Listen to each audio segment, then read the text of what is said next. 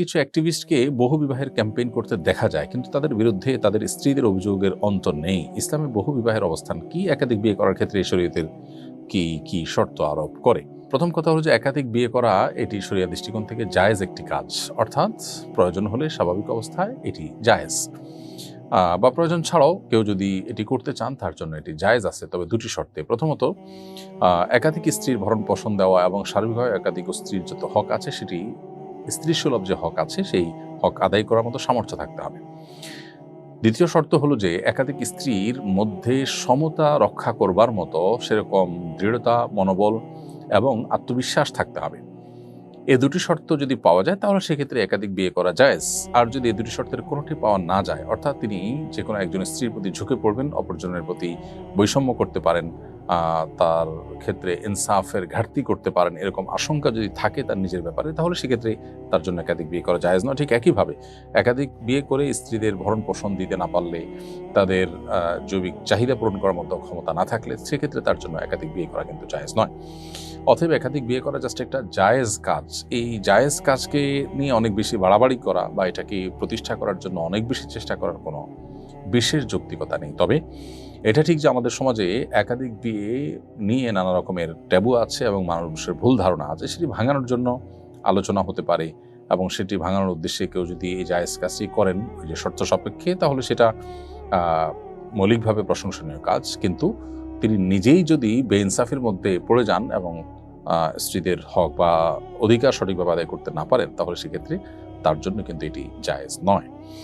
অবস্থাভেদে আবার কখনো কখনো একাধিক বিয়ে করা যায় ওয়াজিবও হতে পারে। কোনো ব্যক্তি একাধিক বিয়ে না করলে তার চরিত্র ঠিক রাখছে না, একজন স্ত্রী হয়তো তার অসুস্থ, সেক্ষেত্রে তার আরেকটা বিয়ে করা জরুরি এবং তার সে সক্ষমতাও আছে, সব মিলিয়ে শর্ত পূরণ করার মতো যোগ্যতা আছে, তাহলে তার জন্য চরিত্র রক্ষার জন্য একাধিক বিয়ে করা আবশ্যক হতে পারে। আবার যার জন্য একাধিক বিয়ে করলে স্ত্রীদের হক আদায় করার সামর্থ্য যার মধ্যে নাই, তার জন্য একাধিক বিয়ে করা কিন্তু আবার নাজায়েজ হতে পারে। অর্থাৎ বিষয়টি ভ্যারি করে ব্যক্তির অবস্থার উপরে।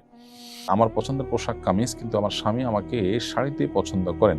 পোশাক পরিধানের ক্ষেত্রে কার পছন্দকে প্রাধান্য দিবে এ বিষয়ে শরীয়ত কি স্ত্রীকে কোনো নির্দেশনা দিয়েছে?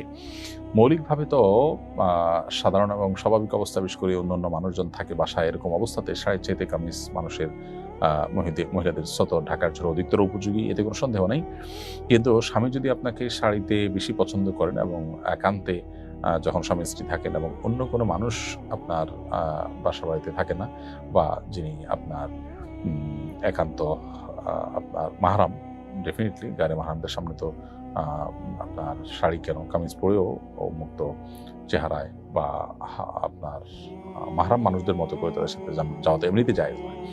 কিন্তু শ্বশুর আছেন বাসায় বা অন্য কেউ আছেন, ছেলেরা বড় আছেন, এরকম পরিস্থিতিতে শাড়ি না পরে কামিজ পরাটা উত্তম। কিন্তু স্বামী যদি এটাকে প্রায়োরিটি দেন বা পছন্দ করেন, সেক্ষেত্রে যাতে করে শরীরের কোনো অঙ্গ প্রত্যঙ্গ দৃষ্টিকটুভাবে খোলা না থাকে, সেদিকটা খেয়াল রেখে আপনি শাড়ি পরতে পারেন। আর একান্ত কক্ষে স্বামী যেটা পছন্দ করবে সেটা আপনার পরিধান করাটাই হলো উচিত। তবে খোলাসা কথা হলো, সাধারণ অবস্থাতে আপনার কামিজ পরা সতর ঢাকার জন্য অধিকতর উপযোগী হলেও স্বামী পছন্দ করেন সেটাকে প্রায়োরিটি দিয়ে আপনার শাড়ি পরা উচিত। কারণ স্বামীর চরিত্র হেফাজত করা এবং তিনি যাতে কোনো মানে পরনারীতে আসক্ত না হয়, সেই জায়গা থেকে আপনার তাকে সহযোগিতা করা উচিত এবং সে মানসিকতা রাখা দরকার। সেই জায়গা থেকে আপনি নিজের পছন্দের উপরে স্বামীর পছন্দকে প্রায়োরিটি দেওয়ার চেষ্টা করবেন। তাছাড়া একটা কথা আছে, মানুষ নিজের পছন্দে খাওয়া উচিত, পরে পড়তে হয় অন্যের পছন্দে। অর্থাৎ যে যেটা পরিধান করেন তার নিজের পছন্দ তো থাকবেই, তাকে দেখতে কতটা ভালো লাগে এটা অন্যরা যতটা জাজ করতে পারেন, নিজে ততটা অনেক সময় জাজ করতে পারেন না। সেটা অবশ্য আরেকটা বিষয়, কিন্তু এখানে স্বামীর পছন্দ অপছন্দের সাথে আপনার বিয়ের যে উদ্দেশ্য সেটির সম্পর্ক আছে। এজন্য এখানে স্বামীর পছন্দটাকে অগ্রাধিকার দেওয়া উচিত।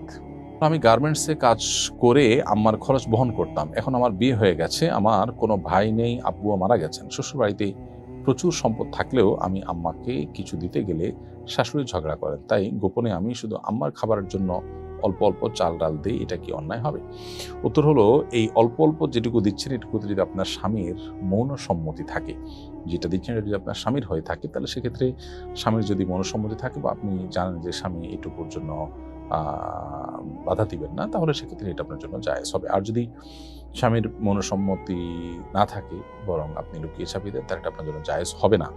প্রয়োজনে আপনি বাসা থেকে, নিজ জায়গা থেকে, মা যদি নিরুপায় হয় তার জন্য উপার্জন করার চেষ্টা আপনি করতে পারেন। এক্ষেত্রে দাম্পত্য জীবনে স্বামী স্ত্রীর মধ্যে বোঝাপড়া জরুরি। স্বামীরও যেরকম স্ত্রীর এ ধরনের পরিস্থিতি, স্ত্রীর পাশে দাঁড়ানো তার কর্তব্য, নৈতিক দায়িত্ব, ঠিক একইভাবে স্ত্রীও স্বামীকে আপন করে নিয়ে বা ভালোবাসা দিয়ে তাকে তার কাছ থেকে নিজের এই প্রয়োজন পূরণ করার চেষ্টা করা উচিত। এখানে স্বামীর অজান্তে তার জিনিস মনের মতো করে ব্যবহার করবার সুযোগ কিন্তু নেই। আমার মেয়ে বাসা থেকে 5 মাইল দূরে এক মাদ্রাসায় পড়ে, প্রতিদিন একাই যাতায়াত করে। আমি ব্যবসার কাজে ব্যস্ত থাকি আর নিয়ে যাওয়ার মতো অন্য কেউ নেই। এতটুকু দূরে কোনো মাহরাম ছাড়া মেয়েরা যাতায়াত করতে পারবে কিনা? উত্তর হলো যে 5 মাইল যেহেতু সফরের দূরত্ব নয়, অতএব শরীর দৃষ্টিকোণ থেকে এতটুকু দূরত্ব মেয়েরা একাকী যাতায়াত করতে পারবে এবং এখানে মাহরাম থাকা আবশ্যক নয়। সফরের দূরত্ব যদি হয়, ধরুন 75 কিলোমিটার দূরে যাবে মেয়ে, তাহলে সেক্ষেত্রে তার সাথে একজন মাহরাম অবশ্যই থাকতে হবে। ভাই, বাবা, মামা, চাচা, দাদা, নানা, যারা তাদের মাহরাম, এরকম কোনো একজন পুরুষ থাকতে হবে সাথে, এবং এটা তার বডিগার্ডের মতো, তার নিরাপত্তার প্রয়োজনে তার কোনো অনভিপ্রেত পরিস্থিতির মুখোমুখি যেন না হয়। মুসলিম নারী অনেক তার মর্যাদা অনেক বেশি আল্লাহর কাছে এবং ইসলামের দৃষ্টিতে, অতএব সেজন্য একজন মাহরাম সাথে থাকার নির্দেশ ইসলাম করেছে।